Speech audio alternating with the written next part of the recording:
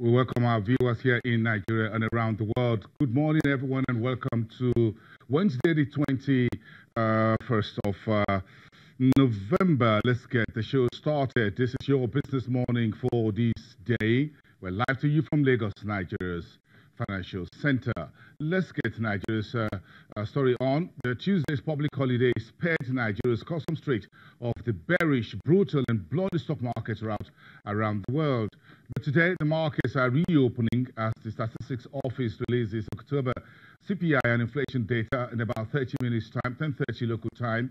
And of course, the Monetary Policy Committee of the Central Bank begins sitting for the first day of its two-day meeting. We expect the announcement of the communique from the MPC tomorrow at the end of that meeting, 2 o'clock local time, live to us here on channels. We bring that to you. Meantime, the political street still hugging the news headlines with policy documents and books outlining broad agenda of some of the presidential hopefuls, which have been released, now analyzed, applauded, and criticized by folks on the street. So let's continue this conversation today. A very special focus on Nigeria's search for a next CEO. As we said yesterday on the program, this is an analysis of the policy documents being released by some of these presidential hopefuls. They are not in preference of any political party or persons. This conversation is not about the personalities or their characters, but about the documents they have released that are already in public domain. So we want our viewers who are watching us on television and online to know that these conversations surround what they have said in their various documents and not about their character or personalities, and the names in whatever order is being used are not in preference of their persons or their political parties. Meantime, what we're doing today is a continuation of what we did on Tuesday yesterday. Today, we're focusing our focus on two of the presidential candidates, President Buhari, who is seeking a second term, and Atiku Abubakar, who is seeking a first term. Today, we're taking a look at investments and financial markets content of their policy agenda for 2019 and beyond. That's the focus for today. We're narrowing it down and taking that little bite out of it. What do they have to say, and what's their plan for the Nigeria's financial market? That's the discussion over the next 1 hour.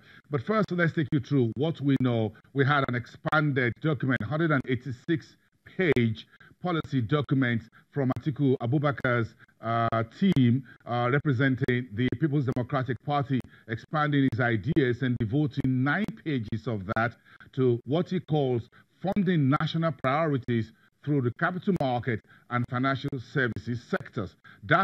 If you look into that document, you find those explanations of from Atiku Abubakar on pages 95 to 103. So specifically, what did the presidential hopeful Atiku Abubakar has to say about the capital market? He says in the administration, if he gets the ticket in next February, will commit to build on what he calls successes achieved by the FSS 2020. That's the Financial System Stability 2020 document, which was introduced many years ago. He says he will, however, introduce new, more targeted policies to develop a 21st century financial ecosystem around the FSS 2020. Of course, the FSS 2020 was developed in 2004 under the Soludo's administration at the central bank. Atiku also says in his document that financial system stability will be a priority, and it will do that by minimizing what he calls systemic risk, inflation bringing that to single digit, and exchange rate stability. He also says he will institutionalize what is called fiscal discipline. Further, on that corridor around the capital market, Atiku Abubakar says he will improve the independence of the market regulators, the Securities and Exchange Commission, the Central Bank of Nigeria, the National Insurance Commission, and the Pension Commission. He says his administration will always also discourage infractions or what you call market misbehavior by anyone. Moving forward, Atiku also promises to deliver financial literacy and financial inclusion, and reduces Nigeria's government's over-reliance on treasury bills, looking to lower overall interest rates. Atiku has a few things to say also in the area of financial technology. He says his administration, if he gets the ticket, will develop, quote, robust policy regime to encourage adoption of fintech products in the system. And he says his administration will take ownership of the Capital Market Master Plan, which was developed in 2005, running through to 2020. That program is currently running into the 4th year, and Atiku says his administration will take hold of the NCM roadmap to deliver world-class market and strengthen the Securities and Exchange Commission and other market institutions to prioritize development of a deep and liquid domestic capital market capable of funding long-term operations, organized private sector and government needs. But how does Atiku plan to fund infrastructure? He says in this document, 186-page document, that he will use the capital market instrument through variety of papers and market them to millions of ordinary Nigerians to fund roads, railways, airports, and seaports. He says he plans to issue project bonds and non-interest capital market products like the Sukuk, which the Buhari's administration had already done 100 billion in the last 2 years for 25 selected roads across the country. And moving further, Atiku also talked about the ecosystem. He says he would also develop a thriving commodities trading ecosystem to support agriculture and the value chain corridor, and also inclusive growth through stock market listing of state-owned enterprises that speak into privatization. He also plans to articulate a national savings strategy. That's a headline in Atiku's document. What does he plan to do with the national savings strategy?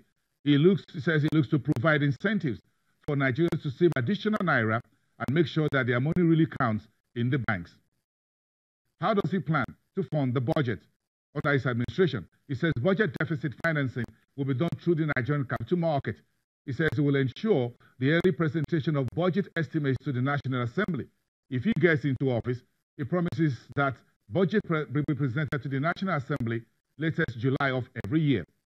They also look to improve executive-legislature relations and leverage the capital market to raise the funds needed for more effective budget implementation and focus on longer maturities and lower borrowing costs.